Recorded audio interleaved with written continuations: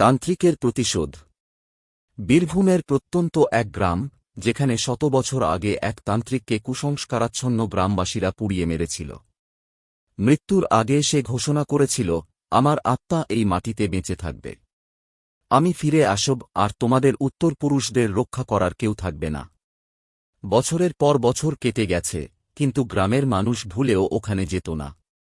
একদিন শহর থেকে আসা প্রত্নতাত্ত্বিক শুভাশিস ও তার দল গ্রামের পাশে একটি পোড়ো মন্দিরের খনন কাজ শুরু করে।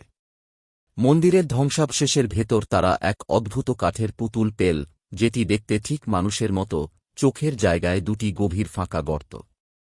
স্থানীয় বৃদ্ধরা সাবধান করল, ওটা তান্ত্রিকের অভিশপ্ত পুতুল, ওটাকে জাগিও না।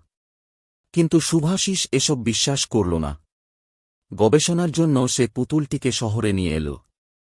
তারপর শুরু হল বিভীষিকা। প্রথম রাতে শুভাশিসের ঘরে টিকটিক শব্দ হল। সে ঘুম ভেঙে দেখল, পুতুলটা যেখানে রেখেছিল সেখান থেকে একটু সরেছে। পরের রাতে শব্দটা বাড়তে লাগল। মাঝরাতে তার মনে হল, কেউ ফিসফিস করে বলছে, আমাকে ফিরিয়ে দাও।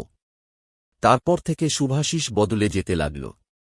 সে কারো সঙ্গে কথা বলত না, রাতে ঘুমাত না, তার চোখ কোটরের গভীরে ঢুকে গেল। বন্ধুরা ভয় পেয়ে গেল, কিন্তু সে বলল, আমি ঠিক আছি। এক রাতে তার রুম থেকে বিকট হাসির শব্দ এল।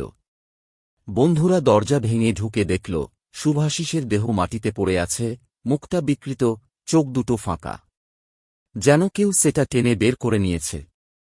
আর টেবিলের ওপর রাখা পুতুলটার মুখে অদ্ভুত এক বাঁকা হাসি। সেই রাতের পর থেকে শুভাশিসের দলও একে একে রহস্যজনকভাবে উধাও হয়ে গেল। কেউ জানে না পুতুলটা কোথায় গেল। শুধু গ্রামের বৃদ্ধরা বলেছিল, তান্ত্রিক ফিরে এসেছে।